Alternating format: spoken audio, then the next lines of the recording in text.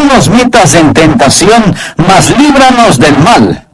Recuerde que literalmente significa líbranos del maligno, porque tuyo es el reino, y el poder, y la gloria, por todos los siglos. Amén. Estamos en una batalla, una pelea a muerte con el reino de maldad. Existe una conspiración contra el reino de Dios. Existe un reino de tinieblas y otro de luz. Un reinado por el terror y el otro por el amor. Existe el reino de la muerte y el reino de la vida.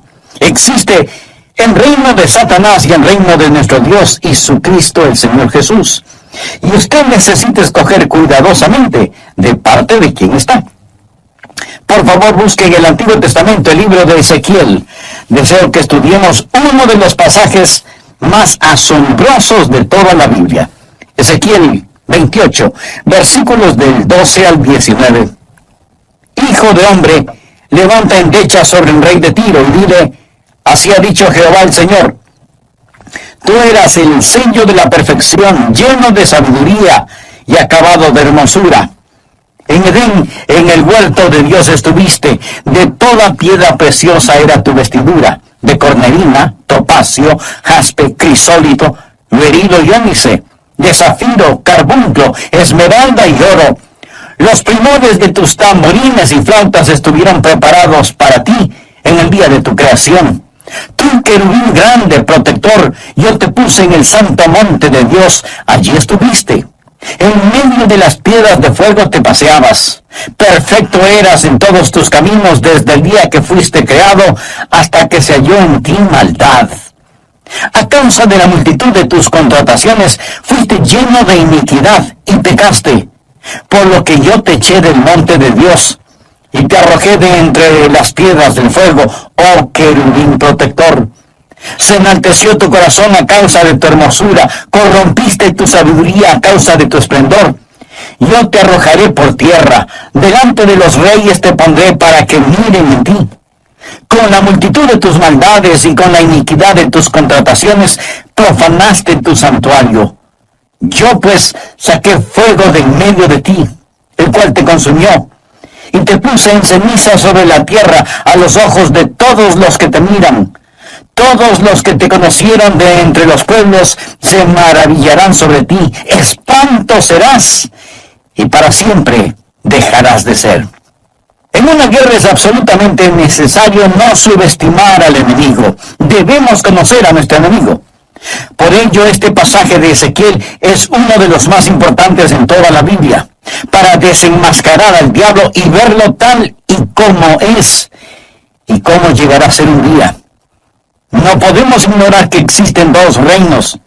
El diablo es el príncipe de este mundo, pero nosotros somos ciudadanos del reino celestial y vivimos en territorio enemigo. Jesús dijo en Apocalipsis a la iglesia de Pérgamo, yo conozco tus obras y dónde moras, donde está el trono de Satanás. Es decir, ustedes están viviendo en la sede del infierno. Vivimos en territorio enemigo. Necesitamos que se nos advierta esto a tiempo para poder estar armados y preparados para la contienda. El reino de maldad tiene un rey. Jesús lo llamó en Juan 14:30 el príncipe de este mundo. Entonces, ¿por qué este mensaje va dirigido al rey de Tiro? El versículo 12 dice que levantemos endecha sobre el rey de Tiro. El rey de Tiro es un nombre misterioso, un nombre simbólico dado a Satanás. Este es un tipo del diablo. Ahora bien, el rey de Tiro literalmente existió, y en los primeros 11 versículos leerá sobre él. Era un rey egomaniático que vivió en el Líbano. Él creía ser Dios, y Dios le habló una palabra de juicio, pero esta pasaba más allá de dicho rey, iba dirigida al poder detrás del trono. Verá, había alguien que hacía que este rey se comportara de esa manera, alguien que ponía sugerencias en su malvada mente, y era Satanás. Por ello, Dios se dirige al diablo a través del rey de Tiro. Se dará cuenta que en las Escrituras Dios habla a Satanás a través de otros.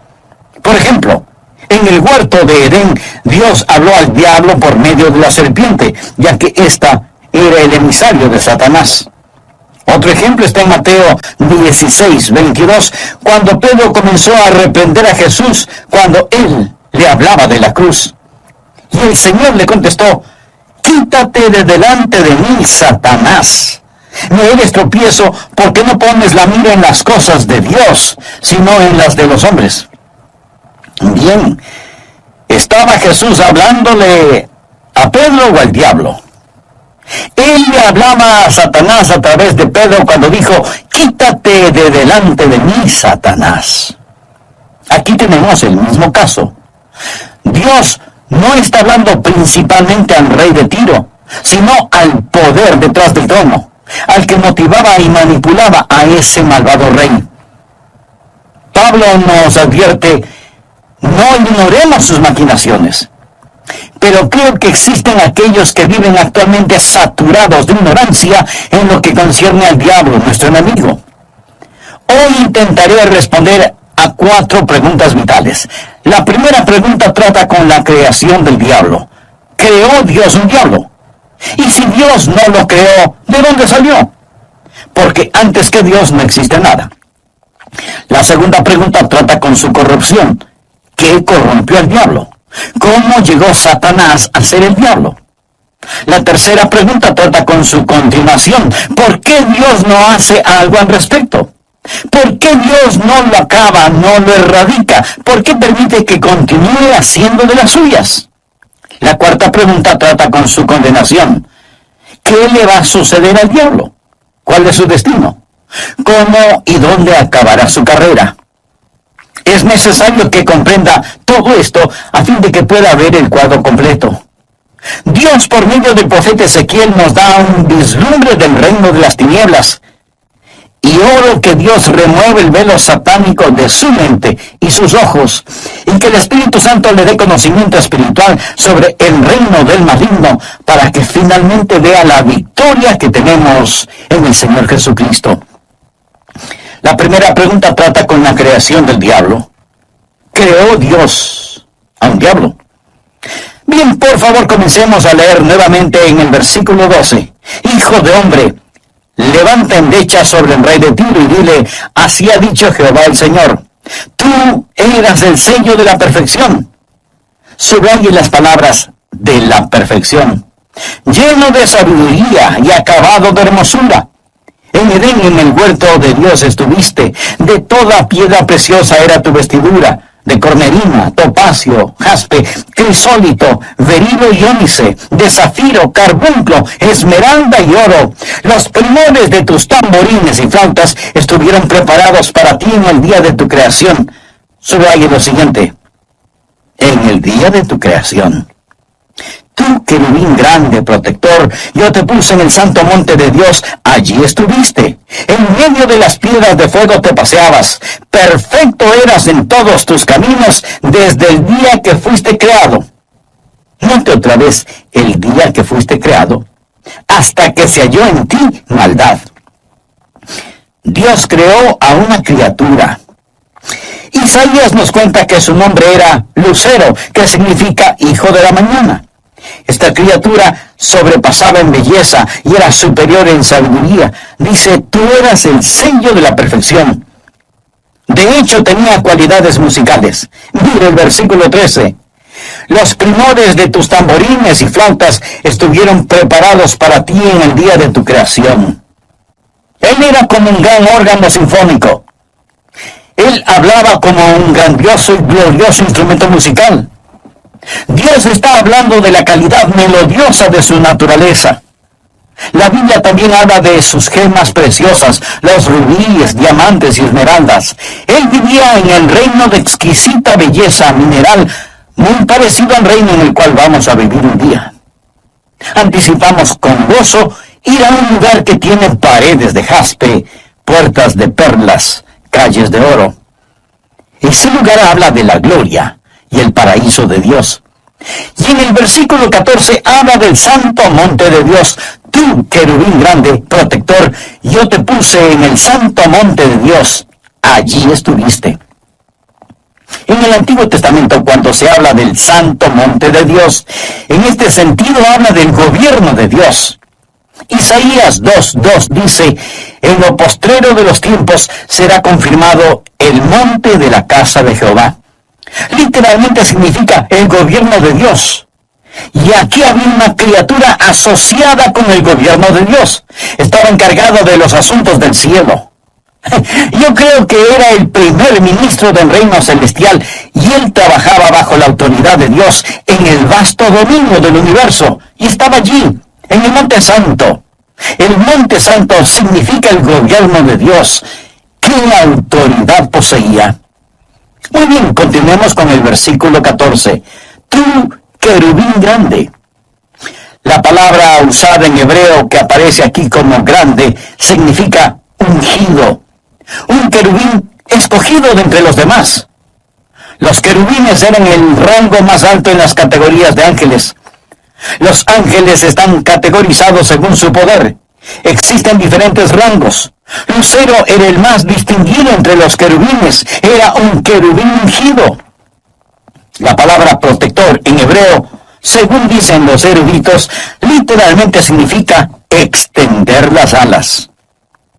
¿Ha visto las ilustraciones del Arca del Pacto con los querubines extendiendo sus alas? Tiene que ver con la santidad de Dios, la adoración a Dios. Este querubín no solo tenía que ver con el gobierno de Dios, sino también con la adoración y la santidad de Dios. Parece que él recibía la autoridad de Dios y administraba el universo, recibiendo la adoración de éste y pasándosela a Dios. Por favor, leamos el versículo 18. Con la multitud de tus maldades y con la iniquidad de tus contrataciones, profanaste tu santuario. Un santuario es un lugar de adoración. Él tenía cierto tipo de sacerdocio. Era una criatura increíble. Él estaba en la clase más alta de todo lo creado. Pero volvamos a nuestra pregunta. ¿Creó Dios al diablo? No. Dios creó a un querubín ungido. Dios creó a un ser perfecto, no a un diablo malévolo, no a una criatura horripilante. Note el versículo 15. Perfecto eras en todos tus caminos desde el día que fuiste creado. Dios, siendo perfecto, no creó imperfección. Esta es la respuesta a nuestra primera pregunta. La segunda trata con su corrupción. ¿Qué corrompió al diablo? ¿Cómo el diablo llegó a ser el diablo? Veamos el versículo 15. Perfecto eras en todos tus caminos desde el día que fuiste creado hasta que se halló en ti maldad. A causa de la multitud de tus contrataciones fuiste lleno de iniquidad y pecaste. La palabra contrataciones en la multitud de tus contrataciones literalmente significa aquello que pasa por las manos, como abundancia de comercio. Verá, un comerciante obtiene algo de una persona, se la vende a otra persona y así sucesivamente ese objeto pasa de mano en mano. Él era un comerciante. La mercadería pasaba por sus manos. ¿Qué pasaba por las manos de este querubín lucero? La autoridad de Dios. Al estar sobre el santo monte de Dios, al ser el primer ministro del cielo, la autoridad de Dios pasaba por sus manos. ¿Qué otra cosa pasaba por sus manos? Él era un querubín ungido que protegía, que estaba en el santuario de Dios. Él recibía la adoración a Dios y luego debía pasarla al Padre. Pero empezó a tomar ventaja de su oficio, a quedarse con la mercancía. ¿Ha conocido algún político que haga algo parecido? Se ve en un lugar de autoridad, administrando las posesiones de otros, y se le sube a la cabeza. Empieza a pensar que él tiene ciertos privilegios y comienza a tomar lo que no es suyo. Es exactamente lo que el diablo hizo. Empezó a tomar ventaja de su oficio, de su dignidad, de su autoridad. Él comenzó a pensar, yo soy tan hermoso, tan sabio, tan importante. Tengo mucha autoridad para no poseer alguna autoridad propia y para no recibir algunas de estas alabanzas. La esencia de su pecado, literalmente, fue el orgullo. Cuando Pablo le dijo a Timoteo cuáles eran los requerimientos para ser un pastor, leemos en 1 Timoteo 3:6 que el pastor no debe ser un neófito, es decir, no debe ser un novato, un recién convertido, alguien sin experiencia. Y la razón de esto es, no sea que envaneciéndose caiga en la condenación del diablo. Este pasaje nos dice muy claramente lo que le sucedió al diablo. Él se exaltó con orgullo. Necesitamos tener cuidado. De vez en cuando algún hombre vendrá y dirá, Dios me ha llamado a predicar. Y si eso es cierto, debemos dar gracias a Dios. Pero hay que tener discernimiento. A veces la membresía, al ver a un hombre con muchos talentos, le dicen, excelente, queremos que usted predique. Y empieza a predicar, a administrar las cosas santas en el gobierno de Dios. Él llega a ser una autoridad. No es simplemente un predicador, ahora es un pastor, un obispo. Él administra los asuntos de Dios y la gente alaba a Dios por medio de él. Él obtiene alabanza que debe ir directamente a Dios. Si este novato no es cuidadoso, comenzará a tomar para sí lo que no le pertenece. La gente le dirá, hermano, ese fue el mejor sermón que jamás haya escuchado en mi vida. Y él se lo creerá. Lo hice muy bien. Y se llena de orgullo.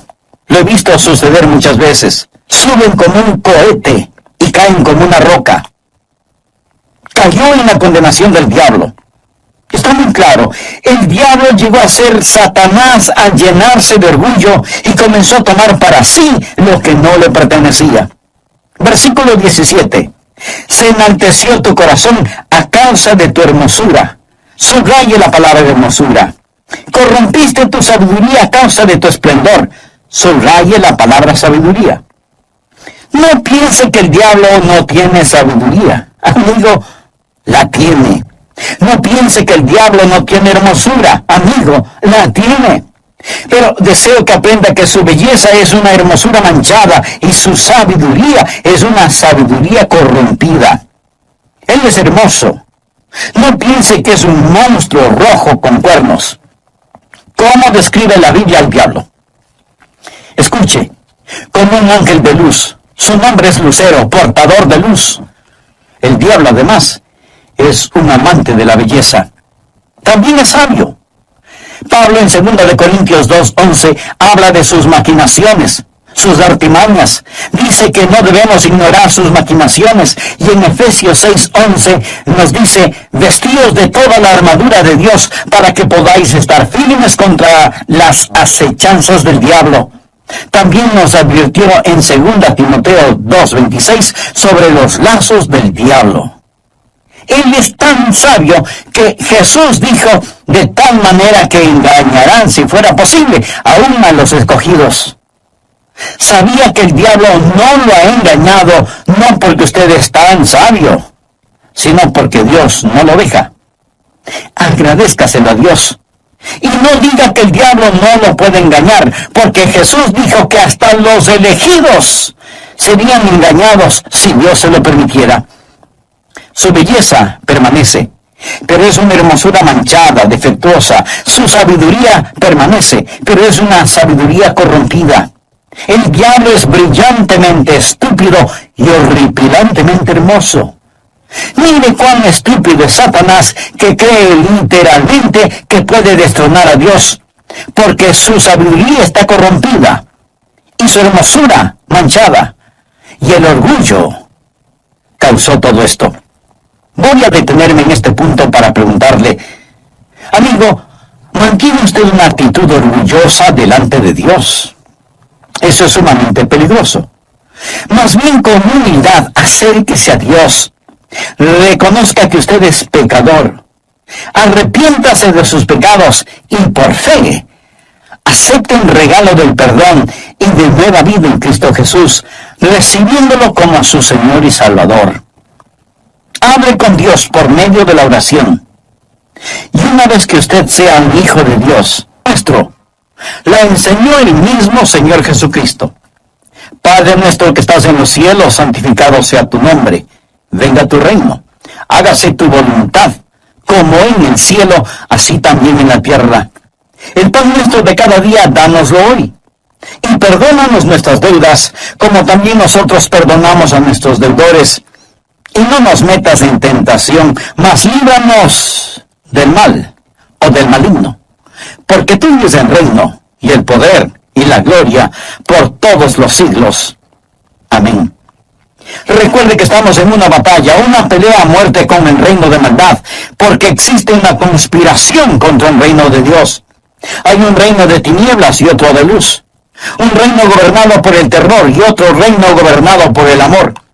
Existe el reino de la muerte y existe el reino de la vida. Existe el reino de Satanás y el reino de nuestro Dios y de su Cristo, el Señor Jesús. Y usted necesita escoger cuidadosamente de parte de quién está. Mi amigo, en una guerra es absolutamente necesario no subestimar al enemigo. Debemos conocer a nuestro enemigo. Y no podemos ignorar que existen dos reinos. El diablo es el príncipe de este mundo, pero nosotros somos ciudadanos del reino celestial, pero estamos viviendo en territorio enemigo. Y necesitamos que se nos advierta de esto a tiempo para poder estar armados y preparados para la contienda. El reino de maldad tiene un rey.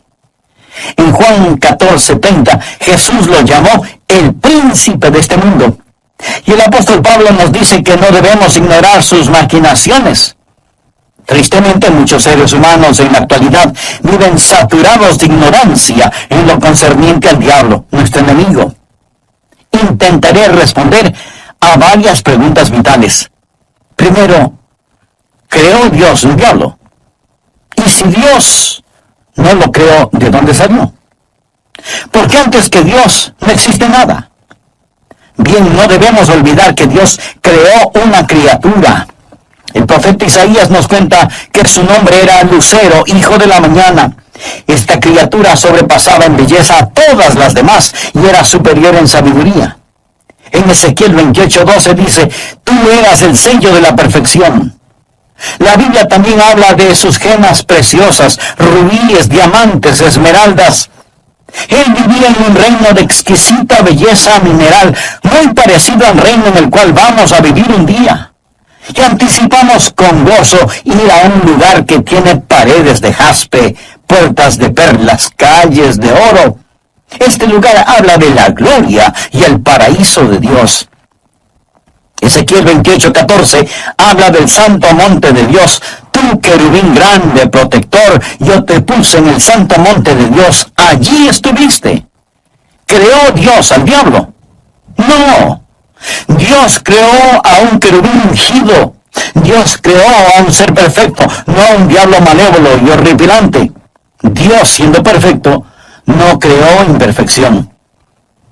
Segundo, ¿qué corrompió al diablo? ¿Cómo el diablo llegó a ser diablo? Leamos Ezequiel 28:15. Perfecto eras en todos tus caminos desde el día que fuiste creado hasta que se halló en ti maldad.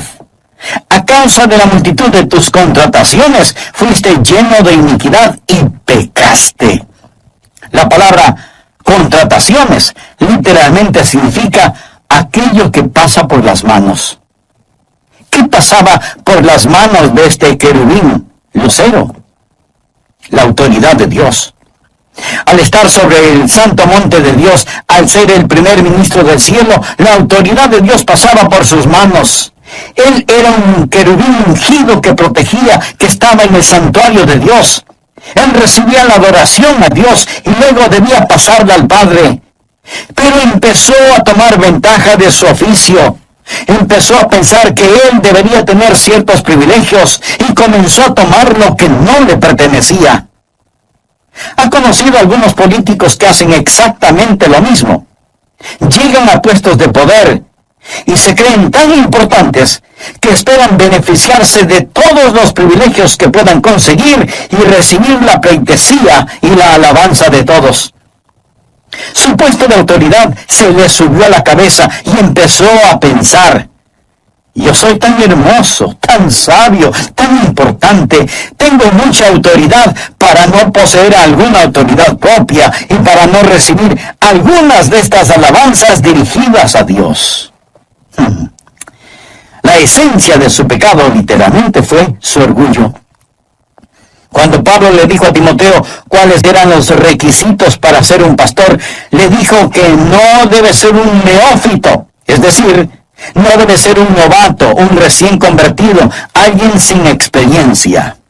La razón, no sea que envaneciéndose caiga en la condenación del diablo. ¿Cómo describe la Biblia al diablo? Lo describe como un ángel de luz. Su nombre mismo, Lucero, significa portador de luz. El diablo también es amante de la belleza y además es sabio. Tanto que Jesús dijo, de tal manera que engañará, si fuere posible, aún a los escogidos. ¿Sabía que el diablo no lo ha engañado, no porque usted sea supervisto, sino porque Dios no le deja? Agradézcaselo a Dios. Y no diga que el diablo no le puede engañar, porque Jesús dijo que hasta a los elegidos engañaría si Dios se lo permitiera. En 2 Corintios 2:11 leemos, para que Satanás no gane ventaja alguna sobre vosotros, pues no ignoramos sus maquinaciones. Y en Efesios 6:11 se nos dice, vestíos de toda la armadura de Dios para que podáis estar firmes contra las acechanzas del diablo. El orgullo convirtió a Lucero, el portador de luz, en Satanás, el portador de las tinieblas. Piense por un momento en cuán terrible es el orgullo que causó que el rey de Tiro dijera, seré como Dios. Fue lo que causó que Eva desobedeciera a Dios y comiera de la fruta prohibida. ¿Piensa que Eva lo hizo por un pedazo de fruta? Ella estaba en un huerto lleno de frutas. Fue el orgullo. El diablo le dijo, llegarás a ser como Dios. Porque él conoce qué motivación tan poderosa es el orgullo. El orgullo es algo terrible. Permítame preguntarle, ¿ha discutido con su cónyuge? Jóvenes, ¿discuten ustedes con sus padres? ¿Alguna vez ha estado en una contienda dentro de una iglesia? La Biblia dice, ciertamente la soberbia, o sea, el orgullo, concebirá contienda, solo por el orgullo. Si no hubiese habido orgullo, no habría un diablo, y Adán y Eva no habrían pecado en el huerto del Edén. Amigo, si no hubiera orgullo en su corazón, nunca habría necesitado salvarse. Estamos llenos de orgullo. Proverbios menciona las cosas que Dios odia. 6 cosas aborrece Jehová, y aún 7 abomina su alma. Los ojos altivos no es andar todos cabizbajos, no es pensar mal o pobremente de sí mismo. Usted ha sido creado a la imagen de Dios. La humildad no es pensar en sí mismo, es pensar en Dios. La humildad es aceptar lo que Dios dice acerca de usted. La gracia de Dios enaltece a la persona sin que se le suba a la cabeza. La gracia de Dios humilla al hombre sin degradarlo para que él pueda decir, yo soy lo que soy por la gracia de Dios. La humildad es creer lo que Dios dice acerca de usted y aceptarlo. Los antiguos predicadores solían decir, no hay nada que lo ponga más lejos del alcance de Satanás que la humildad genuina. Y nada lo hará que se parezca más al diablo que el orgullo. La Biblia dice en Filipenses 2, versos del 5 al 8, haya pues en vosotros este sentir que hubo también en Cristo Jesús, el cual, siendo en forma de Dios, no estimó el ser igual a Dios como cosa que aferrarse, sino que se despojó a sí mismo, tomando forma de siervo, hecho semejante a los hombres, y estando en la condición de hombre, se humilló a sí mismo, haciéndose obediente hasta la muerte, y muerte de cruz. El diablo fue creado en perfección. El diablo se corrompió por el orgullo. Tercero, ¿por qué Dios permite que el diablo continúe haciendo de las suyas? ¿Por qué Dios no lo acaba, lo erradica, no termina con el diablo una vez por todas? ¿Por qué Dios no hace algo al respecto? Bueno, veamos, por favor, Ezequiel versículo 16. A causa de la multitud de tus contrataciones fuiste lleno de iniquidad y pecaste, por lo que yo te eché del monte de Dios. Lo primero que hace Dios con el diablo es echarlo de la posición de autoridad que tenía en el cielo. Pecaste, por lo que yo te eché del monte de Dios y te arrojé de entre las piedras del fuego, oh querubín protector. Las piedras del fuego aquí se refieren al área alrededor el trono de Dios. Se enalteció tu corazón a causa de tu hermosura, corrompiste tu sabiduría a causa de tu esplendor, yo te arrojaré por tierra. Dios echó a Satanás del cielo y ahora él es el príncipe de las potestades del aire, el Dios de este siglo. Pero ¿por qué Dios no lo acaba? Porque Dios tiene un plan mayor, uno mejor, y tiene que ver con nuestra redención y salvación. Dios no va a destruir al diablo con el poder inherentemente suyo. Dios lo va a destruir por medio del poder que Él pone en usted y en mí. Verá, el diablo nos odia. El diablo nos ve como usurpadores. Nos ve como el reino de sacerdotes de Dios, adorándole y glorificándole. Dios en su infinita sabiduría da a sus hijos el poder para vencer al diablo por medio de la muerte de Jesucristo sobre la cruz. Dios no destruye a Satanás, sino todo lo contrario, pone a su propio Hijo en la cruz. El pasaje clave es Hebreos 2, versículo 14. Por cuanto los hijos participaron de carne y sangre, habla de los seres humanos, somos de carne y sangre. Él también participó de lo mismo, es decir, que porque somos de carne y sangre, Jesús se hizo hombre, para destruir por medio de la muerte al que tenía el imperio de la muerte, esto es, al diablo. Cuando Jesús iba a la cruz dijo, ahora el príncipe de este mundo será echado fuera. El diablo fue derrotado con la muerte de Jesucristo. Pero la palabra destruir en el idioma griego no significa exterminar, sino que significa literalmente quedar inutilizado. Y por medio de la muerte de Cristo, el diablo ha quedado inutilizado. Y Él no quiere que usted lo sepa. Ha sido despojado de su autoridad y echado del cielo. Y la única forma por medio de la cual puede trabajar es por medio de la decepción, el engaño, la mentira, porque no tiene más autoridad. Por medio del engaño oprime a la gente, Él ciega a la gente, Él abofetea a la gente, Él continúa su reinado de terror, subversión, perversión y desviación. Él quiere dividir, deprimir, destruir, oprimir y poseer. El pecado y sufrimiento de Satanás son una trinidad inseparable de terror. Él escoge a los que no saben la verdad o la rehúsan.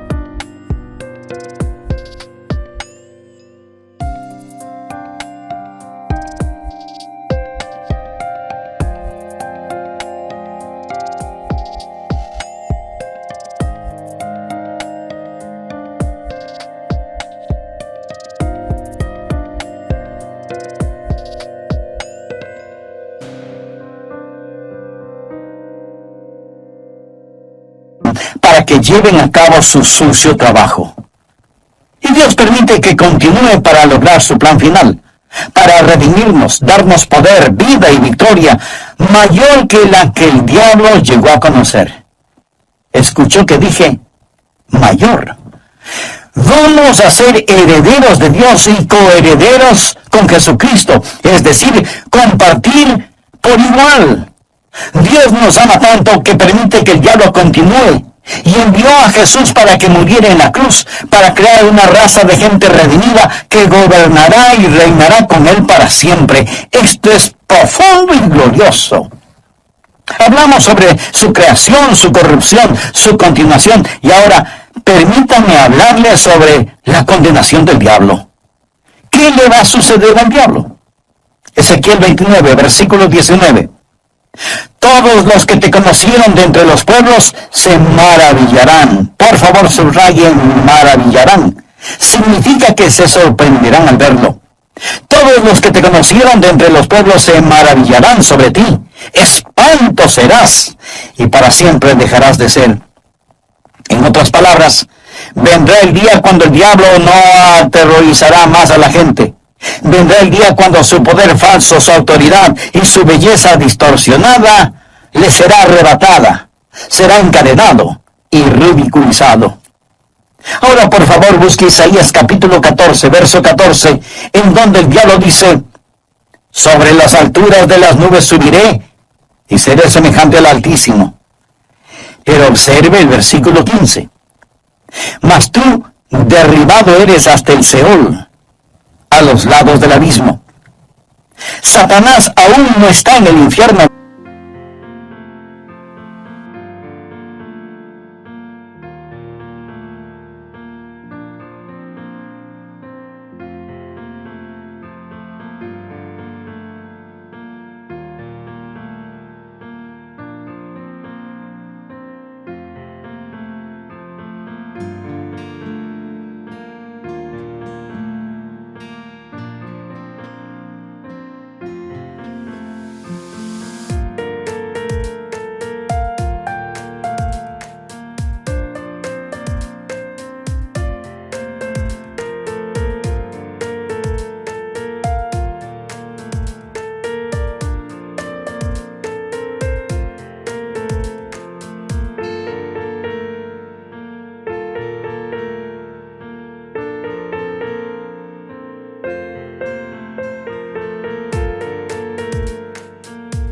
Pero llegará a estar.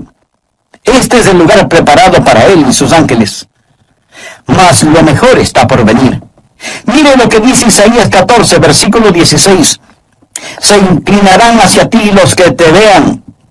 La gente lo va a observar, a estudiar. Al verlo dirán: miren eso. Como ver a un animal enjaulado en el zoológico. La gente se asombrará.